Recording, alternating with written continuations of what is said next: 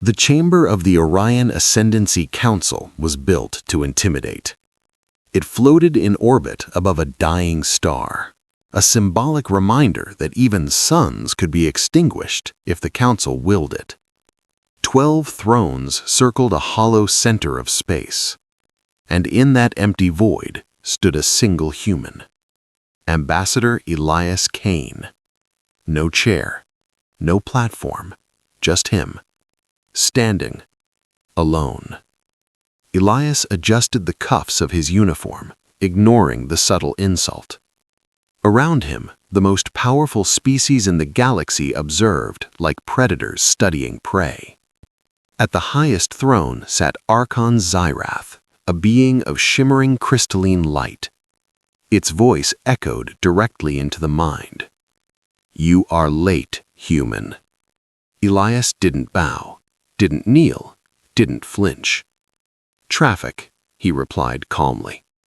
A ripple of amusement spread across the chamber. Not laughter, something colder, something sharper. To his left, the Vortari Overmind, a mass of writhing neural tendrils, pulsed with irritation. "You stand in the presence of civilizations older than your species' recorded history. Show respect." Elias glanced at it, then shrugged. "Respect is earned." Silence. Heavy. Dangerous. For 2 years, humanity had requested entry into the Council. For 2 years, they were ignored, delayed, tested, mocked, and finally, allowed to speak. Not as equals, but as entertainment. A scaled warlord leaned forward, General Kravax of the Drethari. Its voice was like grinding metal. "Speak your proposal, human. We are curious what a species barely capable of interstellar travel believes it can offer." Elias tapped his wrist. A hologram flickered to life. Star systems, trade routes, attack vectors, pirate clusters. "All of this," Elias said, "can be stabilized within 12 months. Another pause. Then, laughter. Real this time. The insectoid delegate clicked its mandibles. "You propose to solve problems we have managed for centuries?" A gaseous entity shimmered. "With what? Primitive fleets and chemical propulsion?" General Kravax slammed a claw against his throne. "Your species still wages war among itself. You expect us to trust you with galactic security?" Elias let them finish. Every insult, every dismissal, every smirk. He had heard it all before. Behind the observation glass, Commander Lyra Vance watched silently. She stood aboard a cloaked human vessel, unseen, undetected, and very real. Her calm flickered. "Still holding?" she asked. Elias's voice came through, steady. "Let them talk." Back in the chamber, Archon Zyrath rose. Light bent around its form. "Humanity is impulsive, violent, undisciplined. Your kind is not ready for responsibility." A pause, then the verdict. "Your request for council partnership is denied." Just like that. 2 years. Gone. But Zyrath wasn't finished. "However, we are not without mercy." Elias raised an eyebrow. That word again. Mercy. The Vortari Overmind pulsed.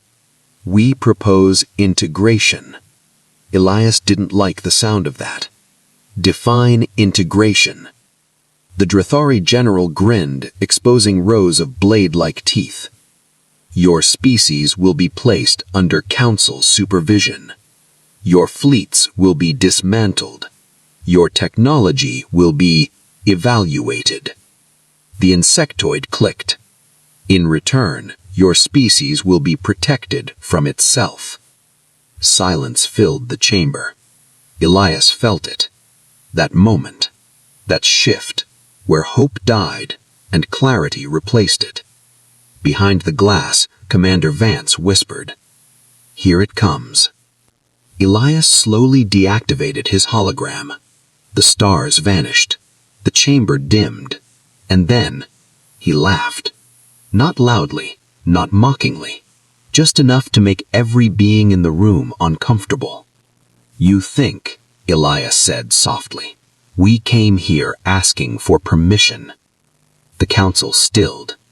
Archon Zyrath's voice sharpened. "You did." Elias shook his head. "No." A step forward.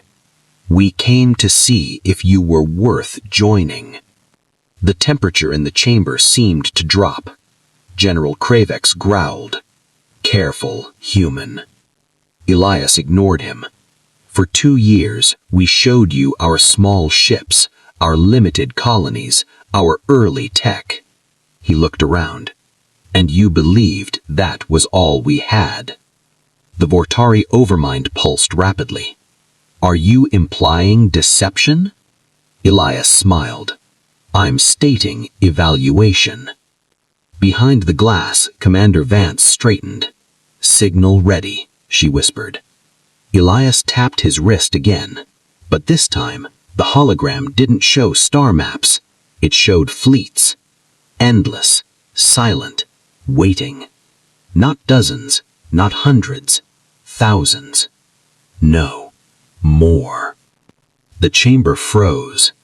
General Kravex stood up. "This is fabricated." Elias tilted his head. "Is it?" Commander Vance spoke into her console.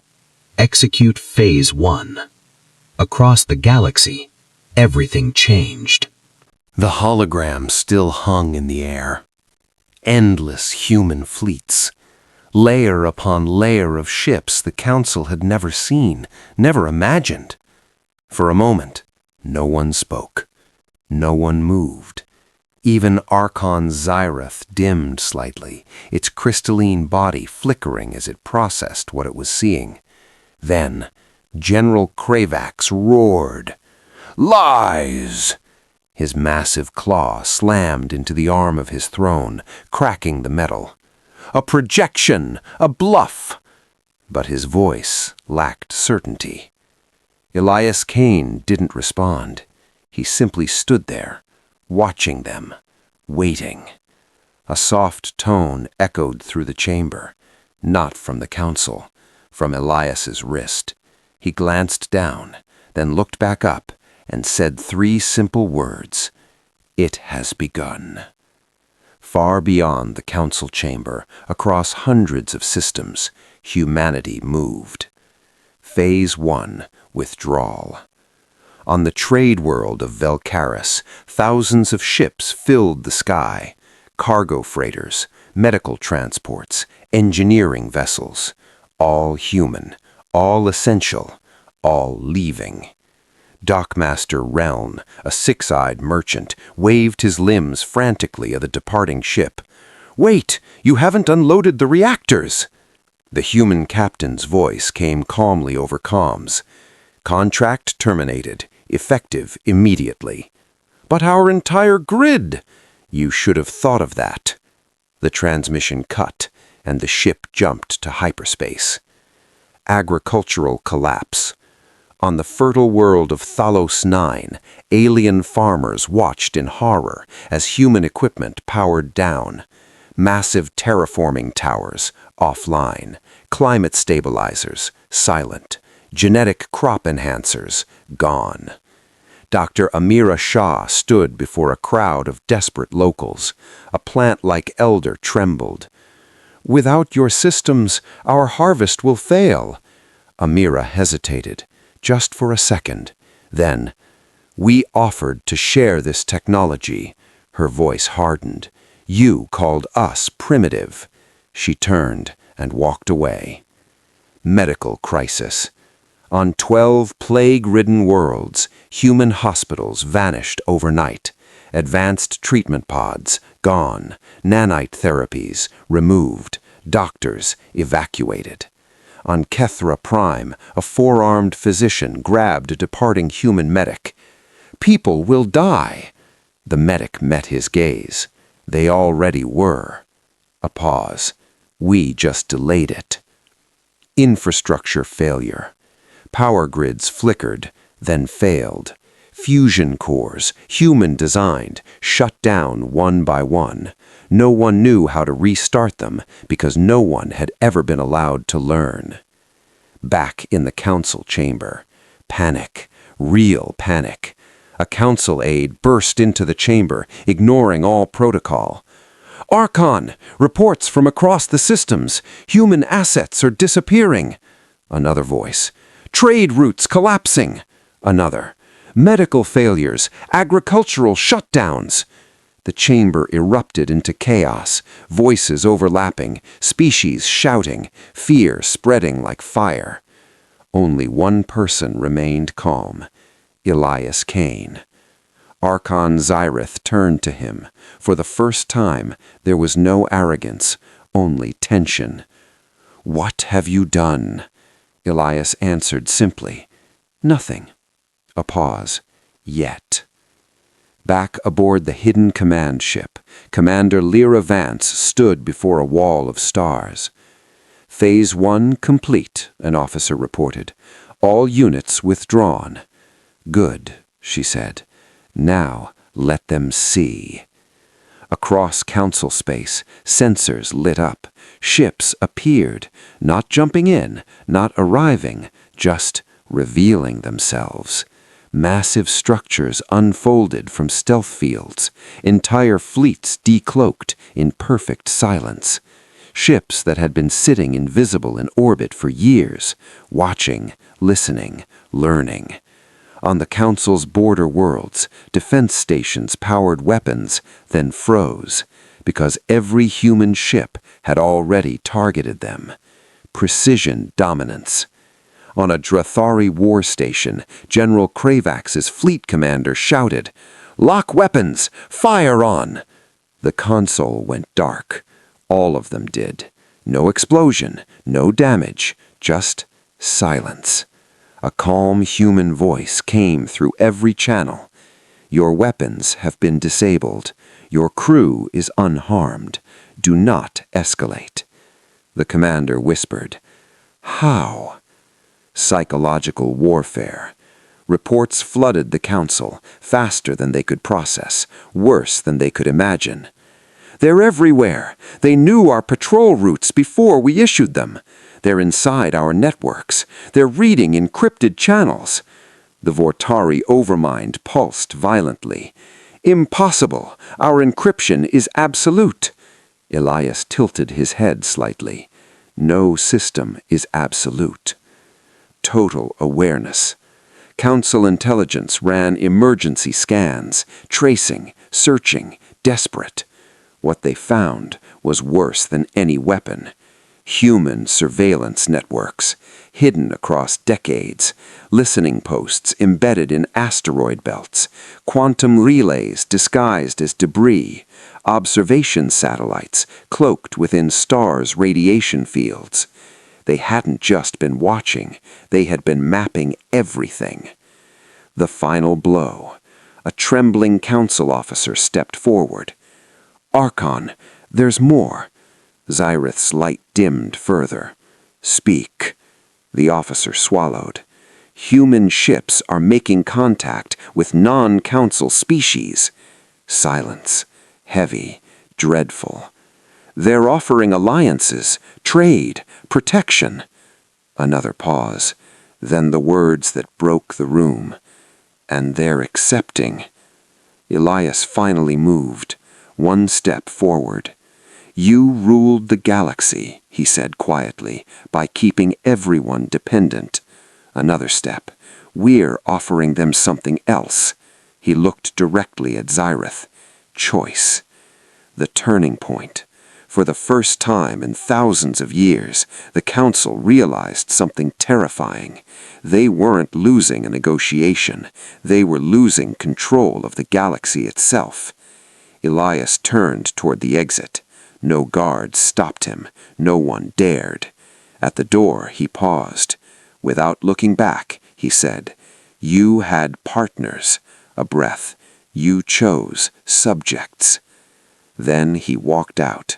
Behind him, 12 of the most powerful beings in existence sat in silence, watching their empire begin to collapse.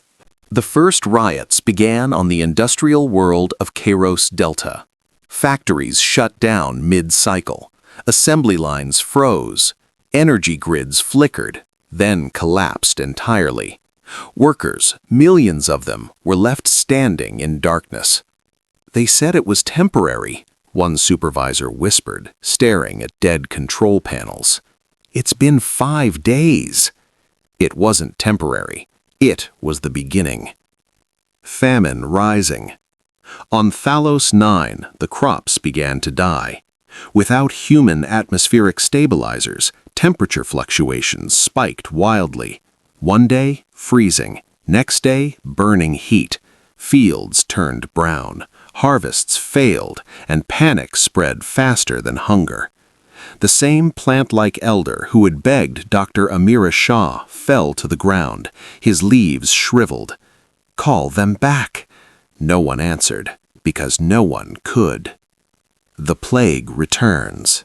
On Kethra Prime, the plague came back, stronger, faster, deadlier. Without human nanite treatments, alien medicine couldn't keep up.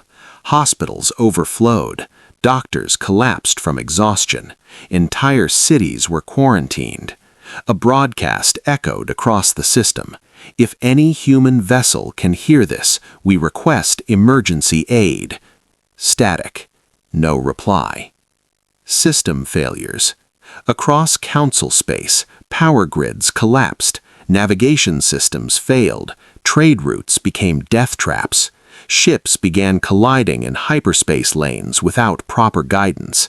Entire cargo fleets vanished, and at the center of it all, Kepler Gate Station went dark. Kepler Gate, the breaking point. Kepler Gate controlled 62% of all Council trade traffic. Without it, the galaxy fractured. Ships lined up for thousands of kilometers, waiting, drifting, running out of fuel. Inside the station, engineers screamed at dead consoles. We don't understand their system. It's not just software, it's adaptive. We can't even turn it on.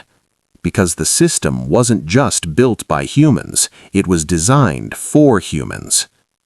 Back at the council, the chamber that once echoed with arrogance now echoed with fear. Archon Zyrath stood dim and unstable. Its voice no longer commanded, it trembled. Status report. One by one, the answers came.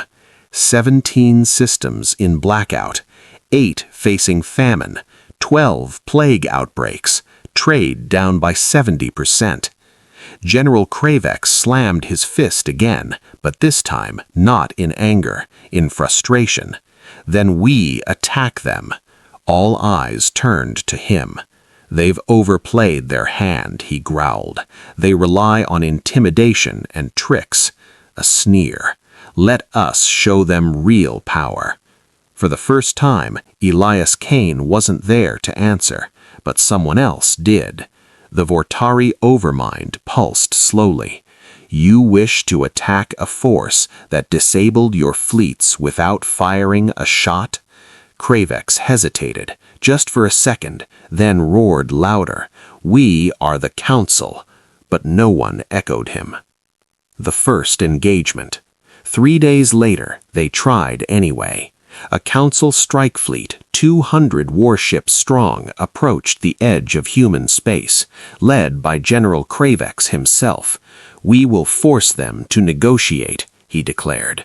As they crossed the boundary, sensors lit up. Not one human ship, not 10, thousands. But they weren't attacking. They were just there, watching. A single human vessel moved forward, sleek, white, effortless. A voice came through, calm, controlled. Council fleet, you are entering restricted space. Turn back. Kravex laughed, this time louder, more desperate. Or what? A pause, then this. 3 seconds. No explosion, no missiles, No beams of destruction, just a pulse, invisible, silent, and in 3 seconds, every council ship died. Not destroyed, not damaged, disabled. Weapons offline, engines unresponsive, shields gone. Life support still working. They were left floating, helpless. Kravex stared at his dead controls. His claws trembled. "What have you done?" The human voice returned. "We made a point." Fear sets in. The fleet was allowed to leave, not attacked, not pursued, just spared. That terrified them more than destruction ever could. Meanwhile, a new galaxy. Beyond council space, something new was forming. The Terran Alliance. Species once ignored, once dismissed, now united. Trade flourished, food was shared, technology exchanged freely. Conflicts that had lasted centuries ended in weeks, not through force, but through cooperation. The Council realizes the truth. Back in the chamber, the final report arrived. 31 species have joined the Terran Alliance. A pause. 4 more are in negotiation. Silence. Archon's Wraith dimmed further than ever before. For the first time in its existence, it asked a question it had never needed to ask. What do we do? No one answered, because for the first time, the Galaxy Council had no control. Final scene of Part 3. In deep space, Elias Kane stood on the bridge of a human flagship. Stars stretched endlessly before him. Commander Lyra Vance stepped beside him. Reports coming in. Alliance growth is accelerating. Elias nodded. Quiet. They had everything, he said. A pause. And they still chose arrogance. He looked out at the stars, where new alliances were being born. Now they get to watch us build something better. The Galaxy Council did not collapse all at once. It cracked, then fractured, then began to tear itself apart from within. Civil unrest.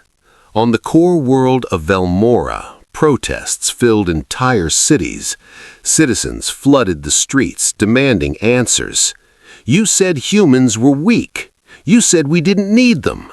Now our children are starving. Council enforcers tried to maintain order, but even they were losing faith. On another world, a governor publicly declared, "We will no longer follow council directives that lead to our extinction." That was the first official defiance. It would not be the last. Worlds begin to leave. Within weeks, 3 member worlds announced their withdrawal from the Council, then 5, then 12, each one citing the same reason: failure of leadership. Trade collapsed further.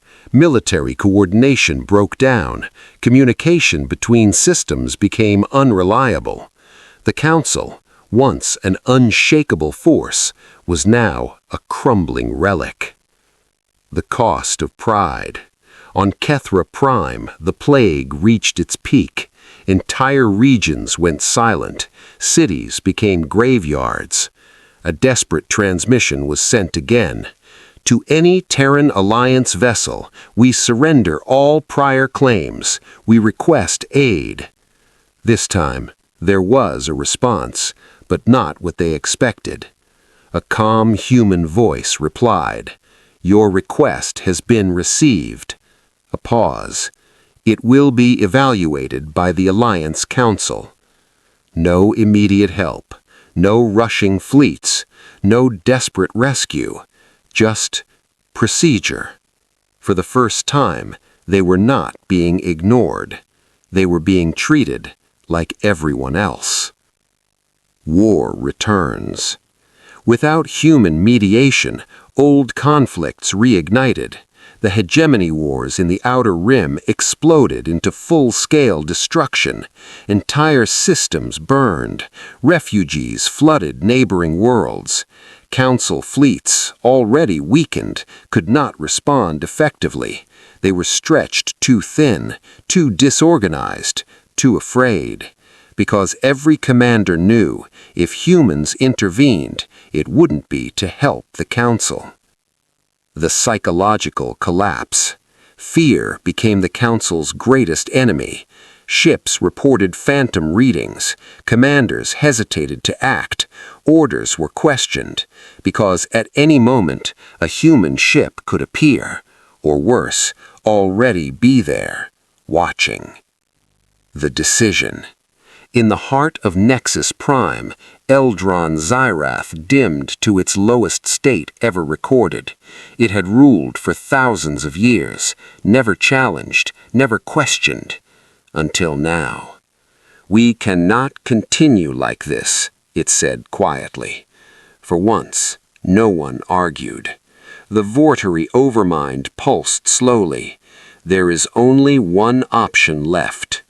General Crave lowered his head. His voice was no longer filled with rage, only defeat. "We go to them." Journey to Earth. A single diplomatic vessel departed Council space. No warships, no threats, no arrogance, only desperation. Aboard the ship was Envoy Talrin Quiss, the Council's most skilled negotiator, a being who had ended wars that lasted centuries. But as he approached human space, he felt something he had never felt before: uncertainty. Entering human territory. The moment Talrin's ship crossed the boundary, they appeared. Human ships, massive, silent, not surrounding, not threatening, escorting. "Unknown vessel," came a calm voice. "State your purpose." Talrin swallowed. "This is Envoy Talrin Quiss of the Galaxy Council." A pause. "I request diplomatic contact with humanity." Another pause, longer, heavier. Then, "Request acknowledged. Follow the assigned path." The first sight of Earth. When Talrin reached the Sol system, everything he believed collapsed. Ships, thousands of them, moving in perfect coordination. Orbital structures larger than entire cities. Shipyards building vessels at impossible speeds. Energy signatures that dwarfed entire Council fleets. "This," his aide whispered, "this is one system?" Talrin didn't answer. He couldn't. Luna Base. He wasn't taken to Earth. He was taken to the Moon. A massive installation carved into its surface. Efficient, clean, powerful. No unnecessary decoration, no arrogance, just capability. Door. The meeting. Talrin entered the chamber and froze, because the human waiting for him he recognized. Elias Kane, but no longer a diplomat, now an admiral. Conversation begins. "Envoy," Elias said calmly. "Welcome." Talrin composed himself, barely. "The Council wishes to reopen negotiations." Elias didn't sit, didn't gesture, didn't smile. Negotiations ended. Talrin stepped forward. "Mistakes were made." Elias raised an eyebrow. "Mistakes?" A pause. "You called us children." Another step. "You tried to take our sovereignty." Another. "You laughed." Silence filled the room. Talrin lowered his head. "We were wrong." The shift of power. Elias studied him for a long moment, then turned, gesturing toward the massive window behind him. Outside, ships of dozens of species moved together, working, building, living. "This," Elias said quietly, "the Terran Alliance, 47 species." Talrin's breath caught. "That many already?" Elias nodded. "They didn't ask for permission." the truth. Talrin finally understood. This wasn't about power. It was about something far more dangerous. Trust. Final scene of Part 4. Talrin looked at Elias. What does the council need to do? Elias didn't hesitate. Simple. A pause. Step down. Talrin froze. Dissolve the council. The words hit harder than any weapon. And join us. Elias turned back toward the stars. As equals. Silence. Because for the first time in history, the rulers of the galaxy had been given a choice. Not to lead, but to follow. The words echoed long after Elias Kane stopped speaking. Dissolve the council and join us as equals. Envoy Talrin Quis stood frozen. For a being who had negotiated the end of 100 wars, he had no response. Because this wasn't a negotiation. This was the end of an era. Return to Nexus Prime. When Talrin returned, the council was already waiting. Not in their grand chamber, but in a smaller, dimmer room. The crystal walls no longer shined as brightly.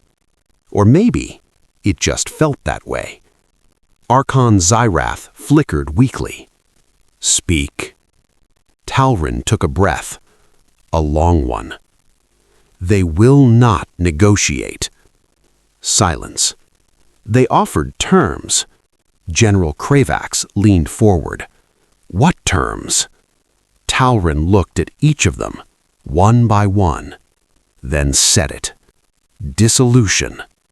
The word hit like a supernova. Chaos erupted instantly. The final argument. Never, Kravax roared. They want to erase us. The insectoid delegate screeched. This is humiliation. The Vortari overmind pulsed violently. Unacceptable. We are the council. But Talrin raised his voice for the first time ever. We were the council. Silence. Instant. Heavy. Talrin stepped forward. We ruled through control. A pause. They are leading through cooperation. He gestured to the data streams floating in the air. Look at the numbers. Trade in Alliance space, rising.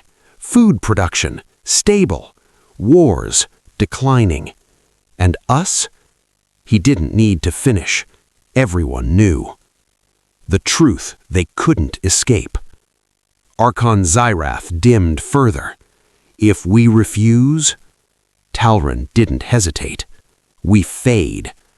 Another pause. Slowly or quickly. The room went quiet. Because for the first time in thousands of years, they were not deciding the fate of others. They were deciding their own survival. The breaking point. Then, unexpectedly, General Kravax stood. Not in anger, not in rage, in defeat. I fought humans, he said quietly. They could have destroyed us. A pause. They chose not to. He looked around the room. That is not weakness. Another pause. That is control. The vote. One by one, the most powerful beings in the galaxy spoke. The insectoid delegate hesitated, then lowered its head. We cannot survive alone. The gaseous entity dimmed. Adaptation is required. The Vortari overmind pulsed slowly. Integration is logical. All eyes turned to Zyrath, the oldest, the most powerful, the one who had never bowed. Until now. Its light flickered, then stabilized. We accept. 6 months later. The galaxy changed, not through war, but through a decision. The Galaxy Council dissolved. In its place, the Terran Alliance Council expanded, every species given a voice, not based on age, not based on power, but on participation. Recovery. Human medical fleets returned to plague worlds, but this time they trained local doctors, shared knowledge openly, no secrets. Food and stability. Agricultural systems were rebuilt, but not controlled, given, so no world would ever depend completely again. Technology. Energy systems were redesigned to be understood, not just used. Peace. The hegemony wars ended, not with conquest, but with mediation. And for the first time, it worked. Final scene. On Luna Base, Elias Kane stood once again before a council chamber. But this time, it was different. No thrones, no hierarchy, just a circular table, equal seats. Talrin Quis sat among them, no longer above, no longer below, equal. He looked at Elias. "You planned all of this, didn't you?" Elias smiled slightly. "No." A pause. "We just gave the galaxy a choice." He looked around the room, at dozens of species working together. They chose better. Final line. And as the stars outside filled with ships not of conquest, but cooperation, the galaxy finally learned a truth it had ignored for too long. Humanity wasn't the youngest species among them. It was the one that had grown up first.